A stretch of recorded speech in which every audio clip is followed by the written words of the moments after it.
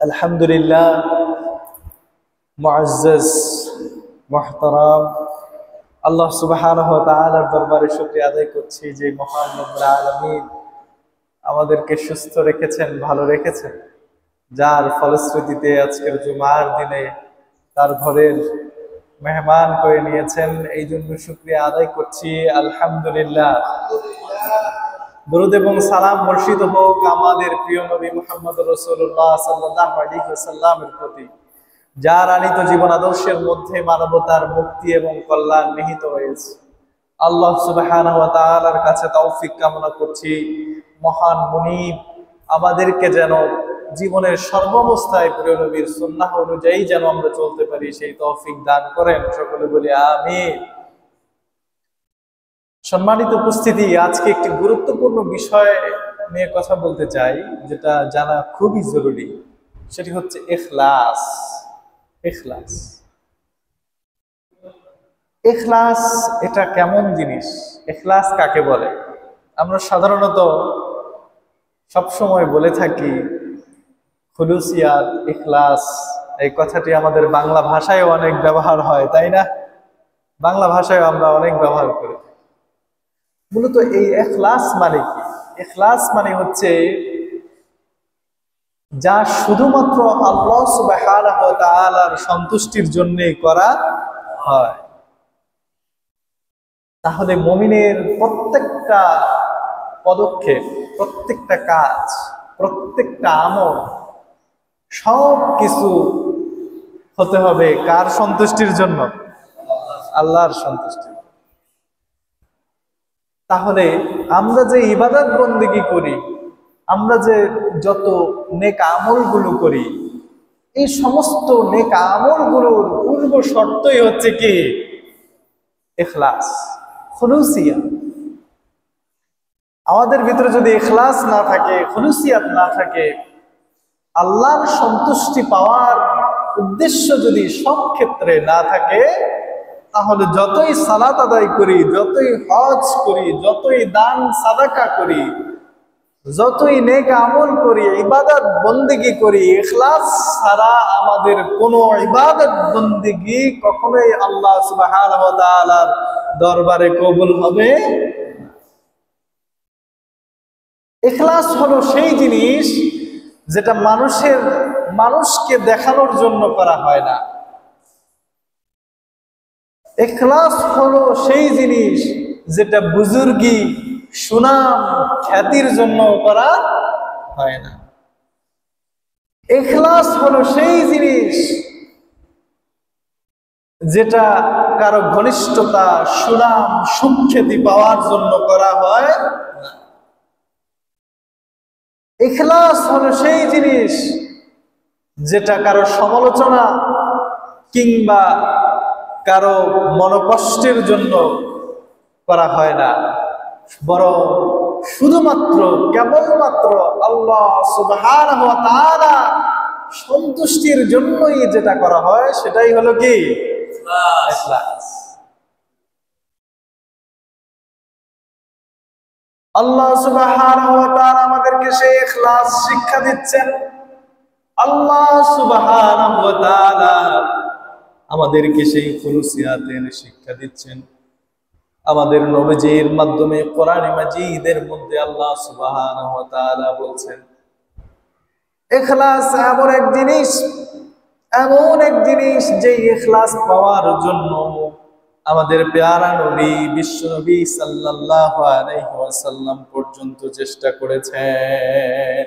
পৃথিবীতে কোন বুজুর্গ, কোন পীর মাশায়েখ, কোন উলামায়ে কেরাম তো দূরের কথা, পৃথিবীর সমস্ত পয়গম্বররা পর্যন্ত পৃথিবীতে যত নেক আমল করেছেন, এই নেক আমল গুলোর পূর্ব শর্ত ছিল ইখলাস। আল্লাহ সুবহানাহু ওয়া তাআলা বিশ্ব নবী সাল্লাল্লাহু আলাইহি ওয়াসাল্লামকে কোরআন মাজিদের মধ্যে বলে দিচ্ছেন, কুল ইন্নী উমিরতু আন আ'বুদাল্লাহা মুখলিসিন লাহুদ্দীন। বিশ্বনবী সাল্লাল্লাহু আলাইহি ওয়াসাল্লাম বলেন, আমি আদিষ্ট হয়েছি, উমিরতু, আমাকে আদেশ করা হয়েছে আল্লাহ, আমি যেন আল্লাহর ইবাদত করি, আমি যেন আল্লাহর দাসত্ব করি, আমি যেন আল্লাহর সন্তুষ্টি, আল্লাহর ইবাদত বندگی করি, যত নেক আমল করি, যত পুণ্যের কাজ করি, মুখলিসিন লাহুদ্দিন, আমি যেন সেটা একমাত্র একনিষ্ঠভাবে ইখলাসের সাথে আল্লাহ সুবহানাহু ওয়া তাআলার জন্যই করি। সুবহানাল্লাহ। বিশ্বনবী সাল্লাল্লাহু আলাইহি ওয়াসাল্লামকে পর্যন্ত আল্লাহ সুবহানাহু ওয়া তাআলা ইখলাস শিক্ষা দিয়েছেন, খুলুসিয়াতের শিক্ষা দিয়েছেন। প্রত্যেকটা ইবাদত করার পূর্বে আল্লাহ সুবহানাহু ওয়া তাআলা বিশ্বনবী সাল্লাল্লাহু আলাইহি ওয়াসাল্লামকে শিক্ষা দিচ্ছেন, হে আমার প্যারা হাবিব, যে ইবাদত বندگی করুন না কেন তার পূর্ব শর্তই হচ্ছে ইখলাস। পূর্ব শর্ত কি? ইখলাস। আল্লাহর সন্তুষ্টি থাকতে হবে অন্তঃকরণের মধ্যে। আল্লাহ সুবহানাহু ওয়া তাআলা এমনি করে অসংখ্য কোরআন মাজিদের আয়াতের মধ্যে বলছেন, ইন্না আনজালনা ইলাইকাল কিতাবা বিল হক, হে আমার প্রিয় নবী, ইন্না আনজালনা, নিশ্চয়ই আমি অবতীর্ণ করেছি এই কিতাবকে সত্য সহকারে, ফাবুদিল্লাহ মুখলিসিন লাহুদ্দিন, সুতরাং আমার ইবাদত করো, আমার বندگی করো ইখলাসের সাথে। কিসের সাথে? ইখলাসের সাথে। আজকে ইমানদারদের ইখলাস কি আছে নাকি অন্তরের মধ্যে? আজকে আমাদের কার্যক্রম কি, আমাদের সামগ্রিক কার্যক্রমের মধ্যে কি ইখলাস আছে নাকি? পর্যালোচনার বিষয়। আমি যে টুপি মাথায় দিয়েছি, আমি যে দাড়ি রেখেছি, আমি যে লম্বা জুব্বা পড়েছি, আমি যে দান সাদাকা করি, আমি যে মসজিদে এসেছি, আমি যে নফল সালাত আদায় করি, আমি যে তাহাজ্জুদ করি, আমি যে রোজা রাখি, আমার সামগ্রিক কাজের ভেতরে ইখলাস আছে কিনা এটা আজকে আমাদের খুঁজে বের করে দেখতে হবে। যদি ইখলাস না থাকে তাহলে শেষ, এই আমল আল্লাহর কোনো প্রয়োজন না। বিখ্যাত আলেম ফুদাইল ইবনে আয়াদ রাহিমাহুল্লাহ তিনি বলছেন, আমি যখন কোরআনের মাজিদের মধ্যে সূরা আল মুলকের 2 নম্বর আয়াত পড়ি, তখন আমার মধ্যে ইখলাসের ব্যাখ্যাটা কঠিন ভাবে তাড়িত হয়। আল্লাহ সুবহানাহু ওয়া তাআলা সেটি বলছেন, الذي خلق الموت والحياة ليبلوكم أيكم أحسن عملا। নিশ্চয়ই আল্লাহ সুবহানাহু ওয়া তাআলা জীবন মৃত্যু সৃষ্টি করেছেন লিয়াবলুকুম, তোমাদেরকে পরীক্ষা করার জন্য, এবং তিনি বাছাই করে নিতে চান, দেখতে চান, আইয়ুকুম আহসানু আমালা, তোমাদের মধ্যে কার আমলগুলো ইখলাসে ভরপুর, কার আমলের মধ্যে ইখলাস রয়েছে। আইয়ুকুম আহসানু আমালা, কার আমল ইখলাসে পরিপূর্ণ। লোকেরা জিজ্ঞেস করলো,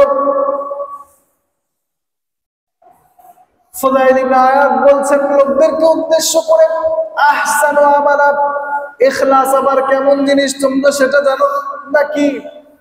ইখলাস হলো সেই জিনিস, আখলাসুহু ওয়া সওয়াবুহু, প্রত্যেকটা আমলের মধ্যে তোমরা যে আমলগুলো করে থাকো এই আমলগুলোর পূর্ব শর্ত হলো 2টি। এই আয়াতটি পড়ার পরে ফুদাইল ইবনে আয়াদ রাহিমাহুল্লাহ লোকদেরকে উদ্দেশ্য করে বলছেন, তোমরা জানো নাকি প্রত্যেকটা আমলের পূর্ব শর্ত হচ্ছে 2টি জিনিস। কয়টি জিনিস? এটা পুরোপুরি মুখস্থ রাখতে হবে, মুখস্থ না রাখলে সব শেষ। প্রত্যেকটা আমলের পূর্ব শর্ত হচ্ছে 2টি জিনিস।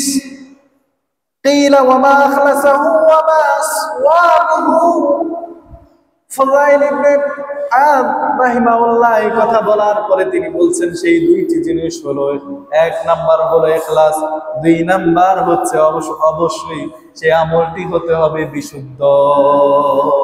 আখলাসুহু ওয়া আসওয়াবুহু, আখলাসুহু ওয়া আসওয়াবুহু। প্রত্যেকটা আমল করার সময় ইমানদারদেরকে খেয়াল রাখতে হবে সেখানে দুইটা জিনিস আছে কিনা। এক নম্বরে হলো ইখলাস, আর দুই নম্বরে হচ্ছে আসওয়াব। লোকেরা জিজ্ঞেস করলো ইখলাস আবার কি জিনিস, আসওয়াব আবার কি জিনিস? সম্মানিত আলেম তাদেরকে উদ্দেশ্য করে বলছেন, ইখলাস হলো তুমি যেই আমলটি করবে সেটি হতে হবে একমাত্র আল্লাহর সন্তুষ্টির জন্য। তুমি যেই কাজটি করবা সেই কাজটা হতে হবে একমাত্র আল্লাহর সন্তুষ্টির জন্য। এটা হলো ইখলাস।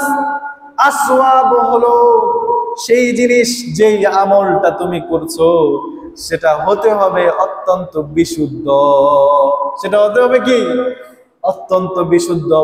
বিশ্বনবী সাল্লাল্লাহু আলাইহি ওয়াসাল্লামের দেখানো রীতিতে। আসওয়াব মানে হলো বিশ্বনবী সাল্লাল্লাহু আলাইহি ওয়াসাল্লামের দেখানো রীতিতে। ওয়াসওয়াবু মা কানা আলা সুন্নতি।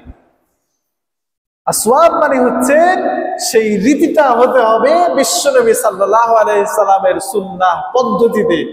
সেই সুন্নাহ বহির্ভূত কোনো রীতিতে যদি তুমি আমল করো তাহলে সেই আমল আল্লাহর কোনো প্রয়োজন নাই, দরকার নাই।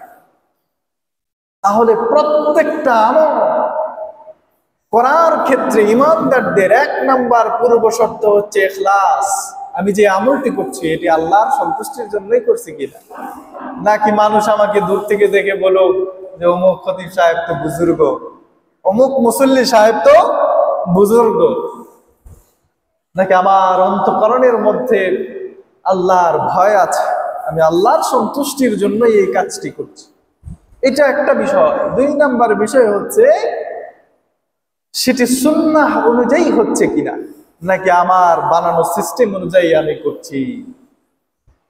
ফুদাইল ইবনে আয়াজ বলেন এই দুইটাই দরকার, এই দুইটার একটাও যদি না থাকে তোমার আমল হবে না। যদি সুন্নাহ থাকে সেটার মধ্যে যদি ইখলাস না থাকে তাহলে সেই আমলও বাতিল।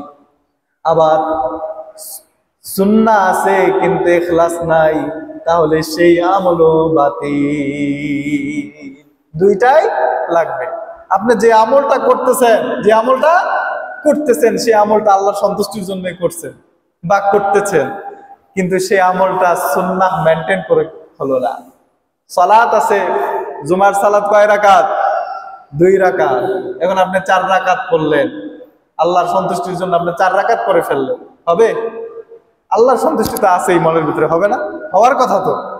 আল্লাহর সন্তুষ্টি তো অন্তরের ভিতরে আছে, আপনি 8 রাকাত পড়ে ফেললেন, বেশি সওয়াব হওয়ার কথা নাকি? 2 রাকাত পড়ার কথা, সে জায়গায় আপনি 4 রাকাত পড়তেছেন, সওয়াব বেশি হওয়ার কথা না? কথা বলেন না কেন? সওয়াব তো বেশি হওয়ার কথা। জুমার সালাত 2 রাকাত পড়ার কথা, কিন্তু আল্লাহর সন্তুষ্টির জন্য আপনি 4 রাকাত পড়ে ফেললেন, তাহলে 2 রাকাত বেশি পড়লেন, আপনার সওয়াব বেশি হওয়ার কথা না? কিন্তু সওয়াব তো হবেই না, বরং এটার জন্য কি আছে? পানিশমেন্ট আছে, পানিশমেন্ট।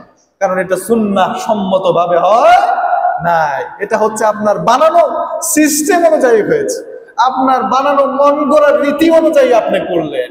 এজন্য সমাজের মধ্যে আমরা অনেক ইবাদত চালু করি, বন্দেগী চালু করি, যেটা সুন্নাহ না, সাহাবায়ে কেরামের অনুসৃত রীতি নয়, সালফে সালেহিনদের অনুসৃত রীতি অনুযায়ী হচ্ছে না। সেগুলো আপনি সারা জীবন করলেও কি আল্লাহর কোনো দরকার আছে? বিশ্বনবী সাল্লাল্লাহু আলাইহি সাল্লামের কোনো প্রয়োজন আছে এ ধরনের আমল তিনি যেগুলো শিক্ষা দেন নাই? তাহলে আল্লাহর সন্তুষ্টির জন্য আপনি যতই ইবাদত করেন না কেন, যতই বন্দেগী করেন না কেন, যা কিছুই করেন না কেন, সেটা হতে হবে কার সিস্টেম অনুযায়ী?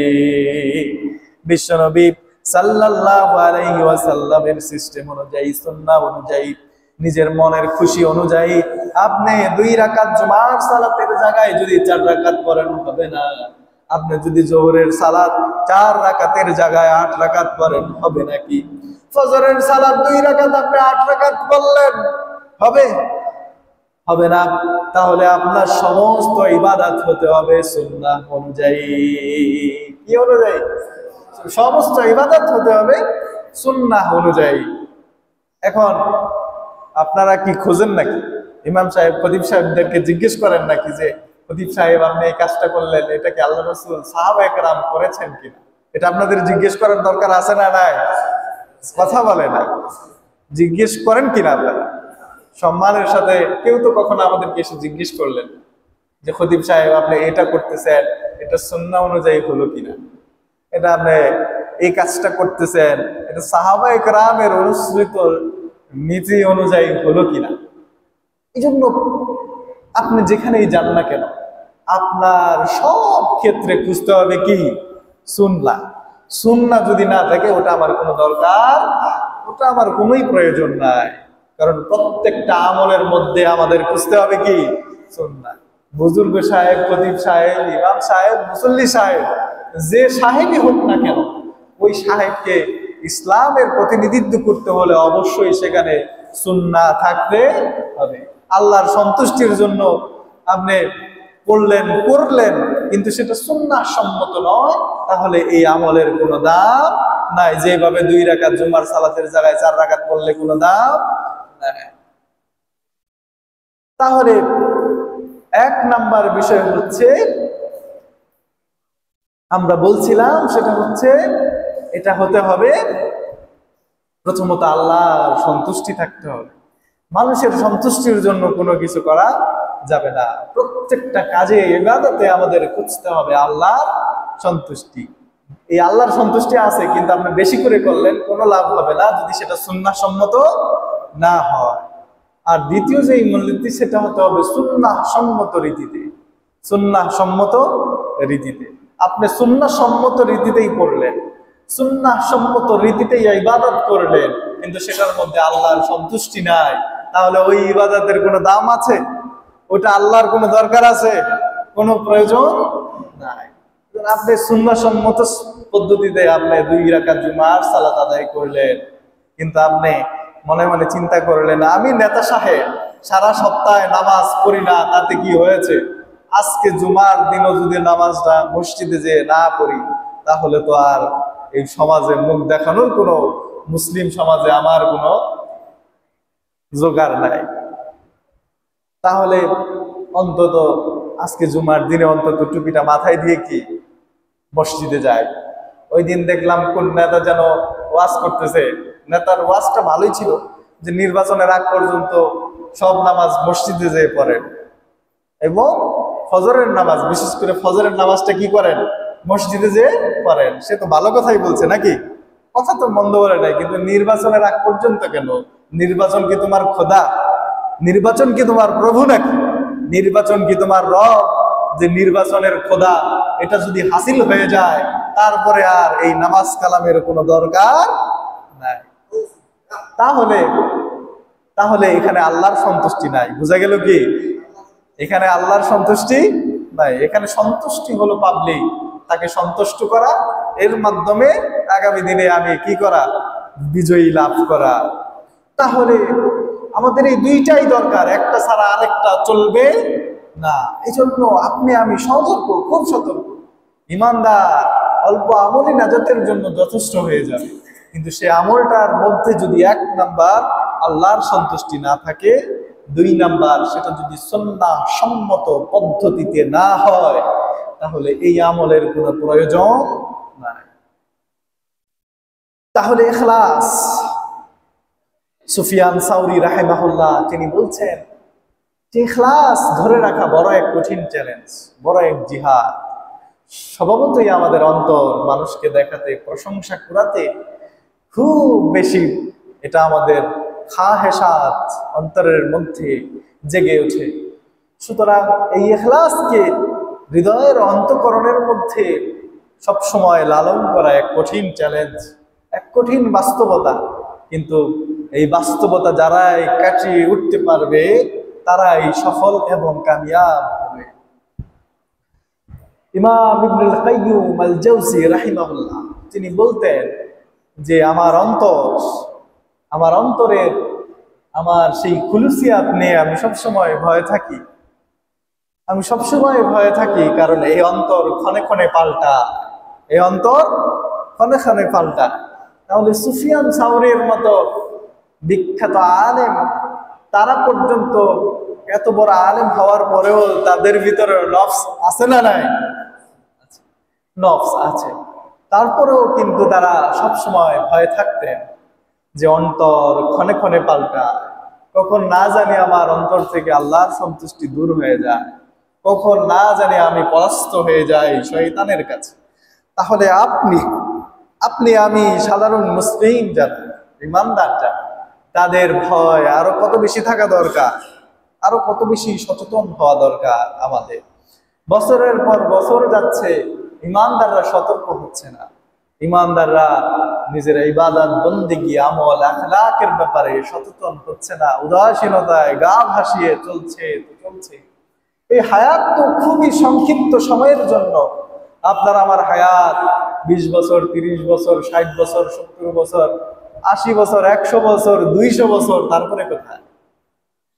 অন্তত আমাদের দেশে 200 বছর বাঁচার ইতিহাস তো নাই, আমার জানা নাই। থাকতে পারে, বাঁচতে পারে মানুষ, এটা অস্বাভাবিক কিছু না। কিন্তু একটা চূড়ান্ত বাস্তব সত্য কথা হচ্ছে, পৃথিবীর সমস্ত মানুষের একমত যে মৃত্যুবরণ করাই লাগবে। আমি এই সাহেব সেই সাহেব, কত সাহেব হইলাম, জজ, ব্যারিস্টার, উকিল, আলেম, খতিব, ইমাম, মুসল্লি, মুত্তাকি, দরবেশ, পীর, ফকির, কত কিছু হলাম। তারপর তারপর কত কত কি হলাম। তারপর কি? তারপর কি? তারপর কি? এরপর তো শেষ আছে নাকি? নাই, শেষ তো আছে নাকি?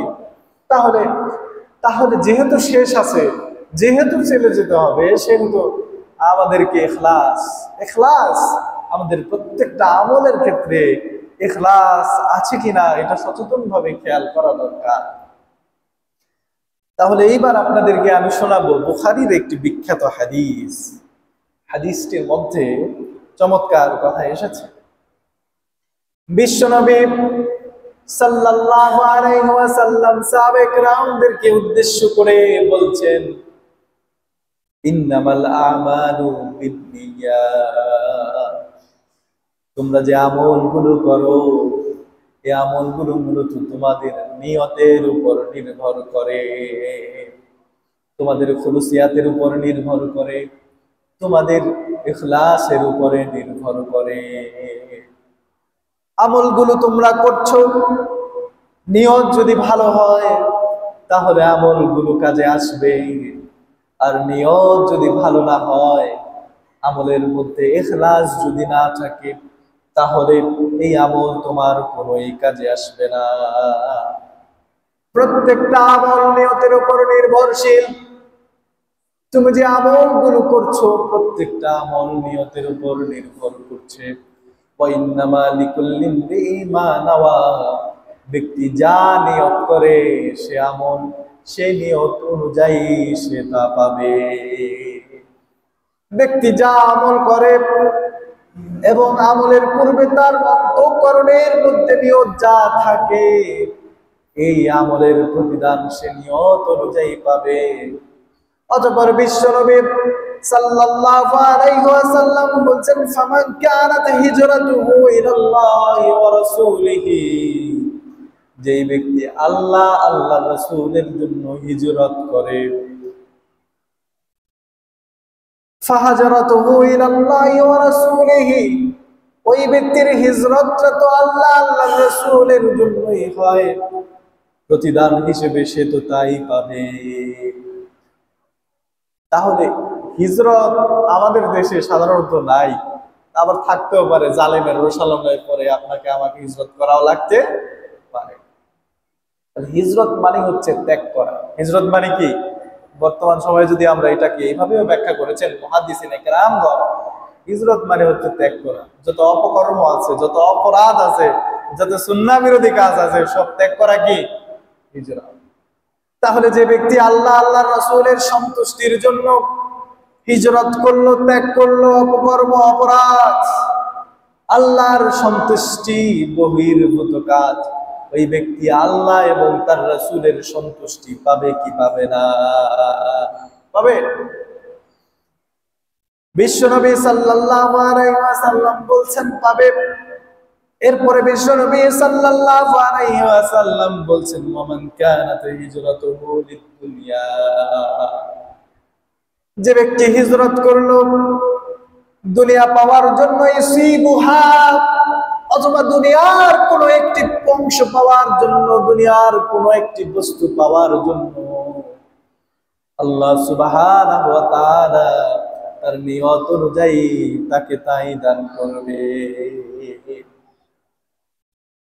তাহলে দুনিয়া কামানোর জন্য, দুনিয়া পাওয়ার জন্য যেই ব্যক্তি চাইবে আল্লাহ তাকে তা দান করবে। কিন্তু আদতে এই দুনিয়া পাওয়ার পরে এটাকে চিরস্থায়ী ভাবে ধরে রাখার কোন শক্তি সামর্থ্য আমাদের আছে নাকি? আছে? যে ব্যক্তি আল্লাহ আল্লাহ রাসূলের সন্তুষ্টির জন্য আমলগুলো করে থাকে, সে দুনিয়াও পায়, আখিরাত পায়। যে ব্যক্তি দুনিয়া কামাইয়ের জন্য, দুনিয়া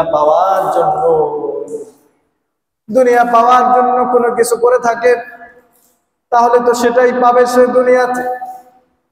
এরপরে বিশ্বনবী সাল্লাল্লাহু আলাইহি ওয়াসাল্লাম বলছেন আইমরাআতি ইয়ানকিহুহা ফাহিজরাতুহু ইলা মা হাজারা ইলাইহি, যদি কেউ কোনো নারীকে পাওয়ার জন্য হিজরত করে তাহলে তার ভাগ্যে তো সেটাই রয়েছে।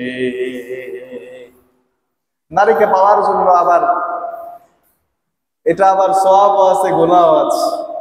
যুবক ভাইরা, অবৈধভাবে যদি কেউ কোনো নারীকে পাওয়ার জন্য হিজরত করলো, তাহলে সেটা তো গুনাহ হবে, ব্যভিচারের গুনাহ হবে, জিনাহের গুনাহ হবে। কিন্তু কেউ যদি আল্লাহ আল্লাহ রাসূলের সন্তুষ্টির জন্য, বিয়ে করার জন্য হিজরত করে, তাহলে বিয়ে করতে কেউ যাচ্ছে, তাহলে এটা সওয়াব পাবে না? পাবে তো। তাহলে প্রত্যেকটা আমলের ক্ষেত্রে ইমানদারদেরকে খেয়াল রাখতে হবে যে আদতে সেই আমলটি আল্লাহর সন্তুষ্টির জন্য হচ্ছে কিনা, আদতে সেই আমলটি প্রিয় নবী সাল্লাল্লাহু আলাইহি ওয়াসাল্লামের সুন্নাহ অনুযায়ী হচ্ছে কিনা। তাহলে বিয়ে না করে কেউ যদি অন্য কোনো সিস্টেমে হিজরত করে, বিয়ে না করার উদ্দেশ্য ছাড়া যদি কেউ অন্য কোনো উদ্দেশ্যে নারীকে পাওয়ার জন্য হিজরত করে পথে রওনা দেয়, তাহলে সে গুনাহ হবে। আর সে যদি আল্লাহ রাসূলের সাল্লাল্লাহু আলাইহি সাল্লামের সুন্নাহ অনুযায়ী বিয়ে করার উদ্দেশ্যে বের হয়, তাহলে সে কিন্তু দুইটাই করবে এবং এর জন্য সওয়াবও সে পেয়ে গেল। তাহলে প্রত্যেকটা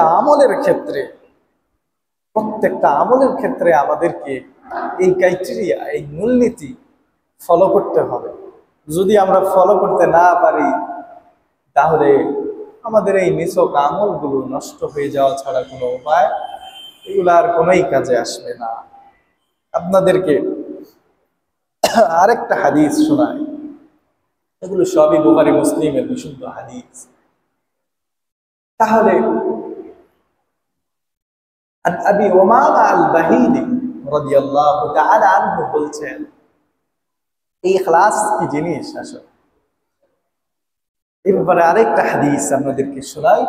তিনি বলছেন, জা রাজুলুন ইলান নবী সাল্লাল্লাহু আলাইহি ওয়াসাল্লাম, এক ব্যক্তি বিশ্ব নবী সাল্লাল্লাহু আলাইহি ওয়াসাল্লামের কাছে এলেন। রাআইতা ফাকালা রাআইতা, উমামা আল-বাহিলি রাদিয়াল্লাহু তাআলা বলছেন, আমি দেখলাম। সেই ব্যক্তি বিশ্ব নবী সাল্লাল্লাহু আলাইহি ওয়াসাল্লামকে জিজ্ঞেস করলেন, ইয়া রাসূলুল্লাহ, ইয়া হাবিবাল্লাহ, কোন মুজাহিদ যদি তার বীরত্ব প্রদর্শনের জন্য, সম্পদের তাকতের বড়াই দেখানোর জন্য জিহাদে যায়, তাহলে কি তার এই জিহাদের পুণ্য কোনো কাজে আসবে কিনা, এই জিহাদের সওয়াব তিনি পাবেন কিনা? বিশ্বনবী সাল্লাল্লাহু আলাইহি ওয়াসাল্লামকে বললেন, এই কথা বিশ্বনবী সাল্লাল্লাহু আলাইহি ওয়াসাল্লাম ক্লিয়ার কাট উত্তর দিলেন, লা শাইআ লাহু, লা শাইআ লাহু, ওই ব্যক্তির জন্য কিচ্ছু নাই। কি নাই? কিচ্ছু নাই। কিন্তু সে করতে গেল কি? জিহাদের মতো এত বড় ইবাদত, যেখানে তার জীবন নাশ হয়ে যাওয়ার সম্ভাবনা রয়েছে শতভাগ। ফাদাহা সালাসা মাররা, ওই ব্যক্তি বিশ্বনবী সাল্লাল্লাহু আলাইহি ওয়াসাল্লামের কাছে 3 বার এলেন। কয়বার? 3 বার একই প্রশ্ন করলেন।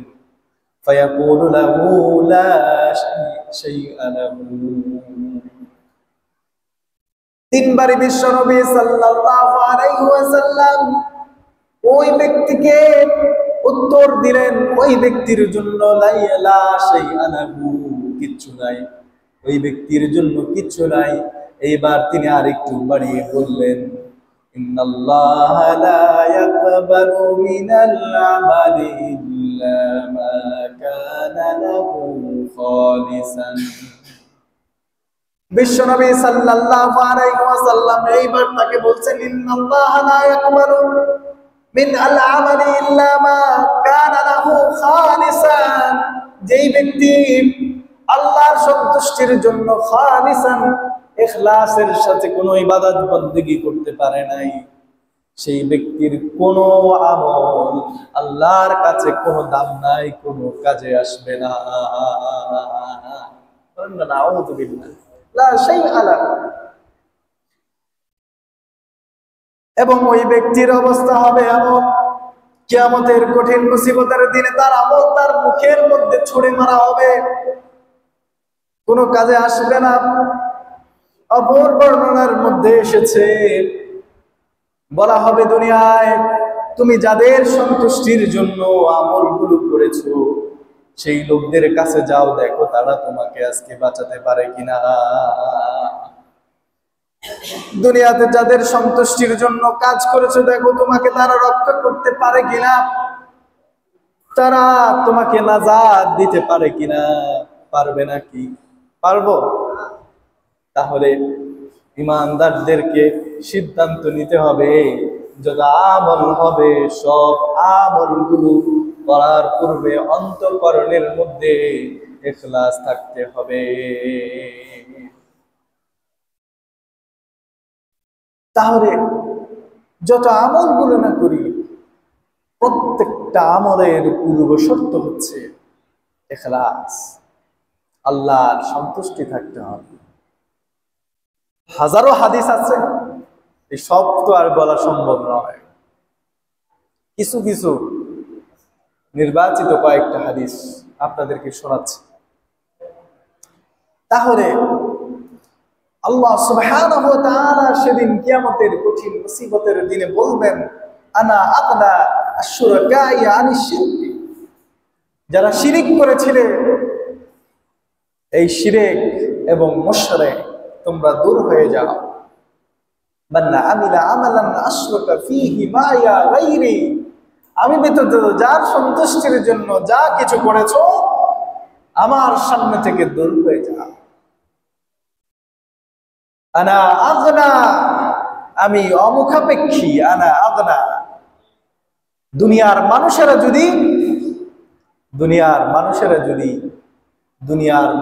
যদি সমগ্র পৃথিবীর মানুষেরা যদি আল্লাহর ইবাদত বন্দেগী না করে, আল্লাহর কোনো কিছু দায় আসে?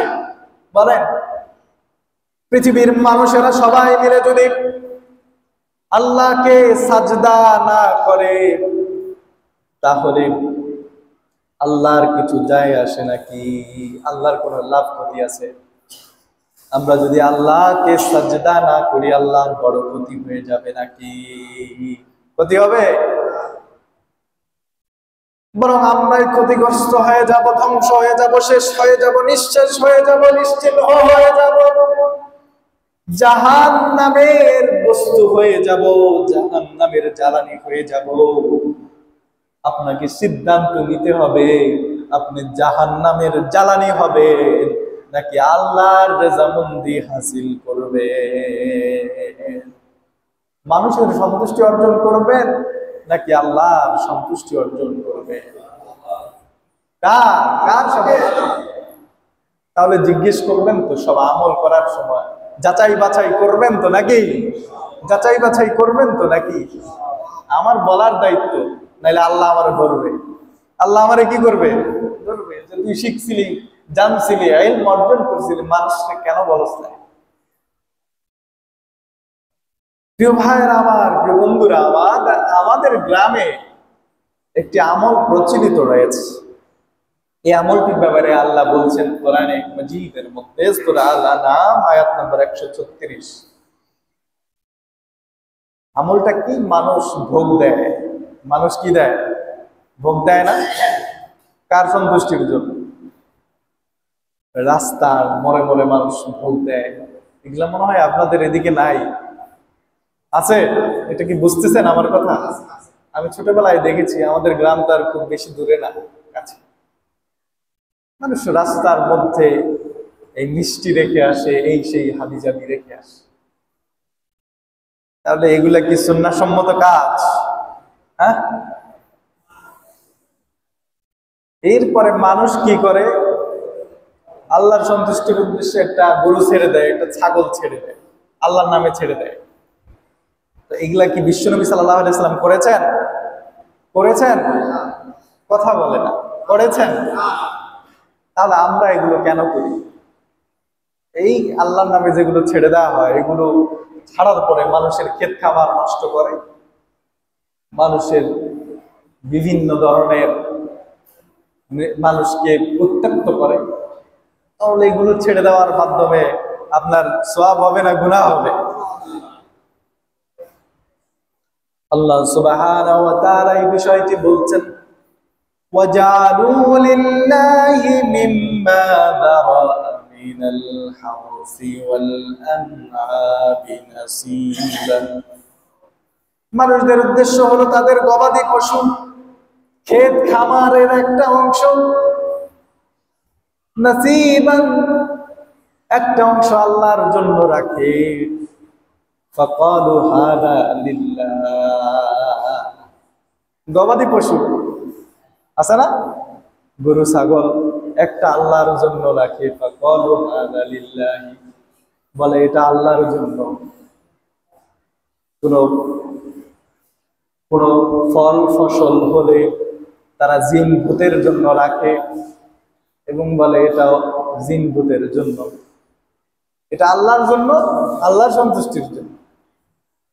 মানুষরা এরকম ভাগ করে নাসিবান, ফাকালু হাদা লিল্লাহ, একটা অংশকে তারা করে নেয় আল্লাহর জন্য। বিজামিহিম ওয়া হাদা লিশুরাকাইনা ফামা কানা লিশুরাকাইহিম ফালা ইয়াসিলু ইলাল্লাহ ওয়া মা কানা লিল্লাহি ফাহুয়া ইয়াসিলু ইলা শুরাকাইহিম সাআ মা ইয়াহকুমুন। আল্লাহ সুবহানাহু ওয়া তাআলা বলছেন, নাসিবান, তোমরা একটা অংশ রেখে দাও আল্লাহ, আল্লাহর জন্য। আরেকটা অংশ তোমরা যাদেরকে শরীক করো, ক্ষমতাধর মনে করো, তাদের সন্তুষ্টি পাওয়ার নিয়ত মনে করো, এদের জন্য আরেকটা অংশ। তোমরা যাদেরকে শরীক করো না, তাদের কাছে যেটা গেল সেটা তো তাদের কাছেই গেল। অতঃপর সেখান থেকে আমি রবের জন্য যেটা রেখে দিলে সেটা কিন্তু আমি রবের জন্যই রাখলা, যদিও কিন্তু এটাও আমি রবের কাছে পৌঁছাবে না। বলেন না নাউযুবিল্লাহ। সূরা আল আনআম 136 নম্বর আয়াতের মধ্যে আল্লাহ স্পষ্ট ভাবে বলে দিচ্ছেন,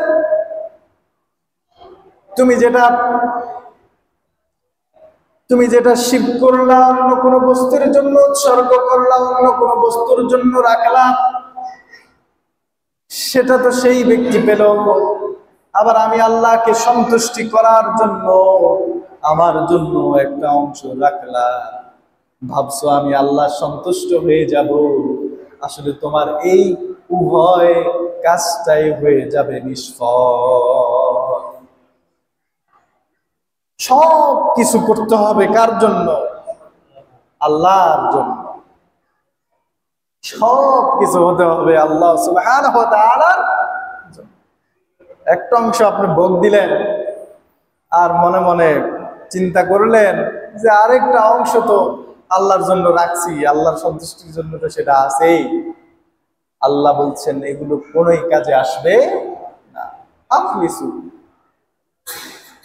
তোমার সামগ্রিক কাজগুলো হতে হবে মাওলা পাকের সন্তুষ্টির জন্য।